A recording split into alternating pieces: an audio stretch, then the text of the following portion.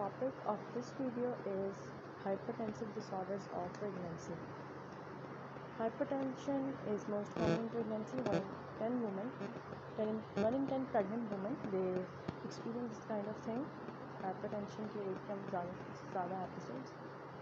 तो हाइपरटेंशन को क्लासीफाई करते हैं कि हाँ कितनी टाइप्स ऑफ हाइपरटेंशन होती हैं प्रेगनेंसी. एक टाइप है non proteinuric pregnancy induced hypertension, जिसमें अल्ब्यूमिन या कोई भी प्रोटीन यूरिन में प्रेजेंट नहीं करती. There is no proteinuria. It occurs in the second half of the pregnancy mostly. Then there is preeclampsia. Well known you know, preeclampsia में जो trophoblast sales होते हैं प्रॉपर्ली इन्वेड नहीं कर पाते और स्पाइरल आर्टरीज की रिमॉडलिंग नहीं हो पाती. It occurs after the second trimester और in the second trimester after first trimester. Chronic hypertension is mostly the essential hypertension जो कि चलती आ रही. नॉर्मली हमने पढ़ा कि फर्स्ट ट्राइमेस्टर में ब्लड प्रेशर ड्रॉप करता है, बट अगर ब्लड प्रेशर ड्रॉप ना करे और भरे तो इसका मतलब है कि क्रॉनिक हाइपरटेंशन स्टेट थी उसकी unidentified. Non proteinuric pregnancy induced hypertension, otherwise known as gestational hypertension, is hypertension that arises for the very first time in the second half of the pregnancy and the absence of proteinuria. जिन ख़वातीन को confirmed hypertension होता है in the first half of the pregnancy, first half में तो वैसे normally drop होता है, लेकिन अगर किसी का ज़्यादा तो इसका मतलब मोस्ट लाइकली उसे क्रॉनिक हाइपरटेंशन एसेंशियल हाइपरटेंशन थी. डिग्रीज ऑफ हाइपरटेंशन, एक माइल्ड डिग्री है, एक हमारे पास मॉडरेट डिग्री है. माइल्ड डिग्री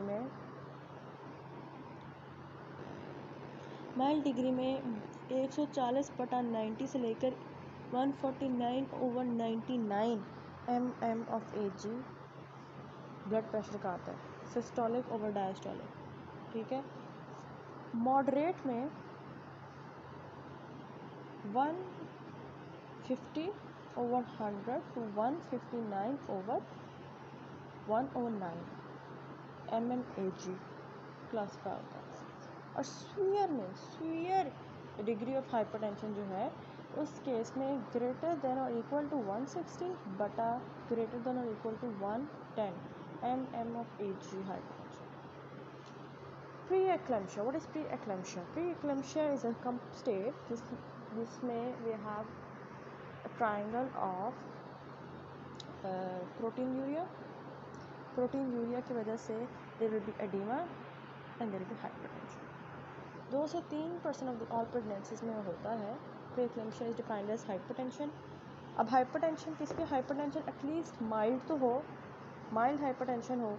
माइल्ड हाइपरटेंशन मतलब ये कि 140/90 तो हो कम से कम. mmHg recorded at least 2 times a day. एक दिन में या आपने रिकॉर्ड किया तो 2 दफ़ा करना है और उन दोनों के दरमियान एटलीस्ट 4 घंटों का फासला होना चाहिए, फ़र्क होना चाहिए. पहले लेट सपोज अभी कर रहे हैं तो फिर 4 घंटे बाद करेंगे. Then you check for the presence of proteins और 300 मिलीग्राम ऑफ प्रोटीन हो पर 24 hour collection of urine arising de novo and after 20th week of pregnancy in previously normotensive women, resolving completely after 6 weeks postpartum. ये शुरू होता है second trimester से और ख़ुद ही ठीक हो जाता है after 6th week of postpartum period. Preeclampsia की ट्रीटमेंट ही यही है कि बच्चे को डिलीवर किया जाए. और ये मसला हो जाता है डिलीवर करने में कि अगर बच्चे की उम्र जो है 34 वीक से कम है तो मसला हो जाता है कि बच्चा तो वो कैपेबल भी नहीं होगा, मतलब उससे मसला हो सकता है. तो ऐसे केस में स्टेरॉइड्स देते हैं रेस्पिरेटरी डिस्ट्रेस इम्प्रूव करने के लिए. What are the risk factors? First pregnancy, multi pregnancy with previous history of preeclampsia, any previous pregnancy, 10 years or more since last baby, age 40 years or more, body mass index of 35 or more, family history of pre-eclampsia in mother or sisters, booking diastolic pressure था 80 या 80 से ज़्यादा, protein urea था +1, pregnancy booking visit पे, pregnancy multiple हो, certain underlying medical condition like pre existing hypertension, renal disease, diabetes, antiphospholipid syndrome. इसमें pathophysiology बताई है कि होता क्या है हमारे पास प्री-एक्लेम्पशिया में. As you can see physiological change of spiral arteries invading the trophoblast. सारा मसला होना ही तब है कि ट्रोफोब्लास्ट ने इन्वेट करनी है, स्पाइरल आर्टरीज की रिमॉडलिंग होनी है ताकि ब्लड फ्लो इंक्रीज हो सके. It can meet up to the demands. Preeclampsia में उन्हीं ख़वातीन को होता है जिनमें जेनेटिक प्रीडिस्पोजिशन हो, जिनमें होगी उनको 3 to 4 fold increase in the incidence of preeclampsia in the first degree relatives of affected.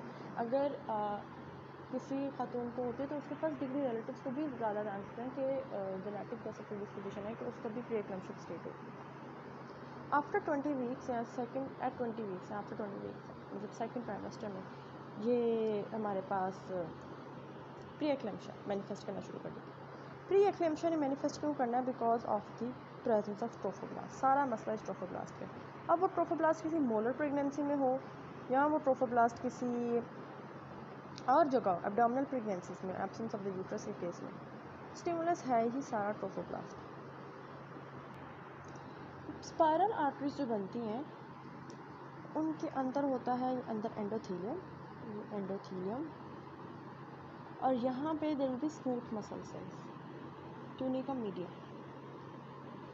फिर ये चेंज हो जाता है, रिप्लेस कर देता है ट्रोफोब्लास्टिक सेल्स।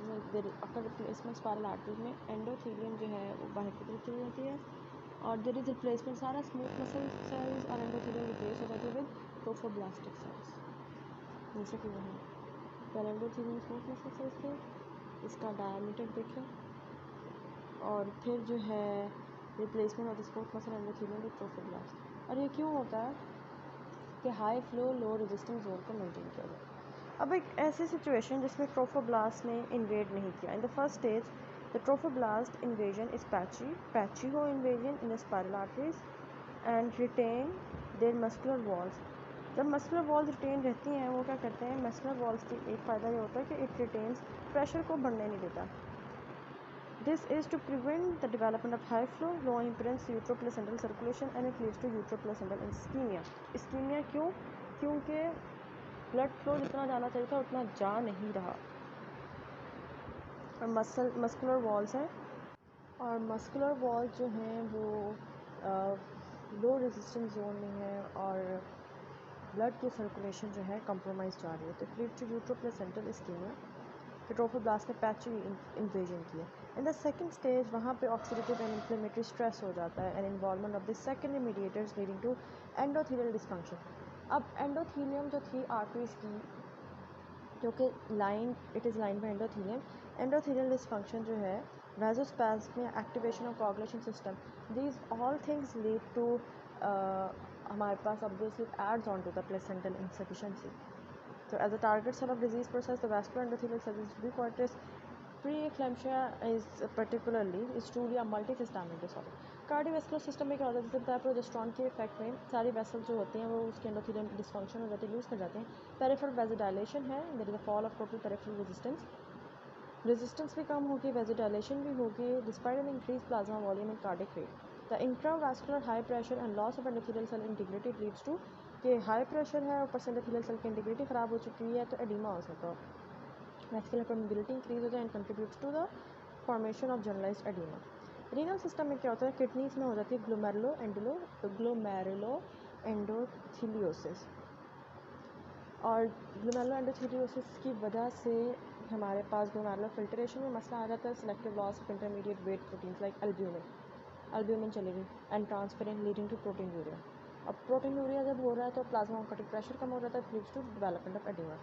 फिर एक उन लोगों ने बुक वालों ने इटियोलॉजी ऑफ प्री-एक्लेम्पशिया का फ्लो चार्ट रखा हुआ है, genetic predisposition, abnormal immunological response. जिन खवातीन में जेनेटिक प्रीडिस्पोजिशन होता है उनके फर्स्ट डिग्री रिलेटिव से 3 to 4 टाइम्स ज़्यादा चांसेस होते हैं कि वो उनको भी हो preeclampsia. Abnormal immunological response, deficient trophoblastic invasion, hypoperfused placenta, circulating factors causes the vascular endothelial cell activation or फिर बस manifestation of the disease in hypertension, proteinuria and edema. Haematological system में क्या होगा कि चूँकि एंडोथेलियल डैमेज हो चुका हुआ है तो platelets they adhere and that damage area, it leads to thrombocytopenia, reduction in the platelet count. और ये सारी तो चीज़ें हैं लिवर को भी अफेक्ट करेंगे। Obviously liver, in the liver the sub endothelial fibrin deposition is associated with elevation of liver enzyme. HELLP syndrome वहाँ हो जाता है, haemolysis, elevation of liver enzyme and low platelets. HELLP syndrome is an acronym, जैसे मैंने बताया woman जिनके HELLP syndrome होता है they experience a gastric pain, nausea and vomiting. Hypertension में भी माइल्ड और even absent. HELLP syndrome is associated with range of serious complication including acute renal failure, placental abruption and stillbirth. Management of HELLP syndrome is involve in stabilising, mother को stabilise करें, conservative management करें, correct of the anticoagulant deficients and assessing the foetus for delivery. Neurological symptoms में क्या हो सकता है कि अगर मदर को कन्वर्जन आ जाए, जैसे कि प्री एक्लैम्शिया में चला जाता है, vasospasm and the cerebral edema both have been implicated as the pathogenesis of eclampsia. Retinal hemorrhages, papilledema, exudate, they all are characteristics of hypertensive encephalopathy. अब माँ प्रेजेंट कैसे करेगी जिस माँ को प्री एक्लैम्शिया हो रहा है, प्री एक्लैम्शिया के स्टेज में, हाउ वुड शी प्रेजेंट? उसको फ्रंटल हेडेक बहुत होगा, विजुअल डिस्टर्बेंसेस ये कि आप उससे पूछेंगे कि आपकी आंखों के आगे बिजलियाँ तो नहीं आ रही, एपिगैस्ट्रिक पेन तो नहीं हो रही आपको, या कोई मेनली कंप्लेन करे कि बस फ्लू लाइक सिम्टम्स हो रहे हैं, तो वो भी आपने सीरियस लेना। आपने उसका ब्लड प्रेशर चेक करना है कि हाइपरटेंशन तो नहीं है, और dependent oedema of the feet अगर है तो वो तो नॉर्मल है, होगा। लेकिन अगर फेस और हैंड्स में है तो फिर ये नॉर्मल नहीं है। It may progress rapidly towards pre eclampsia and eclampsia. Epigastric tenderness is a worrying sign that suggest कि लिवर उड़ रहा है। हाइपर रिफ्लेक्सियल क्लोनस होगा न्यूरोलॉजिकल सिम्टम्स में। यूरिन टेस्ट करें सारी प्रोटीन्स देखने के लिए। टेस्टिंग फॉर प्रोटीन यूरिया, अगर तो छोटी सी प्रोटीन्स आ रही है तो मतलब seldom significant, it's not so significant. +1 possible significant protein urea warnings quantifying, greater than 2 +2 है, ऑब्वियसली सिग्निफिकेंट प्रोटीन यूरिया है, और इसको आप इसकी क्वांटिटी को भी मेंटेन करें। वैसे प्रोटीन क्रेटिनिन रेशो जो है it should be greater than, अगर it should be less than 30, but if it is greater than 30 milligram per mole then probably it is a significant protein urea। और 24 hours में आपकी जो प्रीएक्लैम्शिक method में protein जाती है यूरिन में, that is 300 milligram पर 24 hours. What is the management and the treatment? होना यही है, इसका क्योर तो कोई नहीं है, इसका यही होना है कि we have to deliver the baby in the placenta. But ये मुश्किल है किन सिनेरियो में जिनमें 34 वीक से कम बच्चे की उम्र है। Principles of management is early recognition of the symptom less syndrome को पता लगाएं, और प्री एक्लैम्शिया को पता लगाएं, उसे एंटी कन्वल्सन या एंटी हाइपरटेंसिव थेरेपी दें। Awareness of the serious nature, कितना सीरियस है उसको काउंसलिंग करें। preempt well-timed delivery to preempt serious maternal or fetal complication, postnatal follow-up and counseling for pregnancies। अब नीचे वाला टेबल करते हैं, उससे पहले मैनेजमेंट में, उससे पहले हम इन्वेस्टिगेशन देख लेंगे क्या क्या कराना है। फुल ब्लड काउंट हमने कराना होता है और देखना होता है कि फॉलोइंग प्लेटलेट काउंट या राइजिंग हेमाटोक्रिट तो नहीं है, और फुल ब्लड काउंट हमें एटलीस्ट जो है ट्वाइस अ वीक, माइल्ड में ट्वाइस अ वीक, या चलो हमें करते हैं, कोरिलेट करते हैं। प्लेटलेट्स वैल्यू अगर आपने नॉर्मल आ गई तो फिर बाकी कोआगुलेशन के टेस्ट ना करें। सीरम रीनल प्रोफाइल करानी है, serum uric acid, serum liver profile, repeat frequently the protein urea quantification, वो बिल्कुल भी हेल्पफुल नहीं होती, तो बिल्कुल रिपीट करने की ज़रूरत नहीं है प्रोटीन यूरिया कितना है कितना नहीं। हमने पढ़ा था कि प्री-एक्लैम्शिया के 3 टाइप्स हैं, माइल्ड, मॉडरेट, सीवियर। तीनों में we have to admit in the hospital.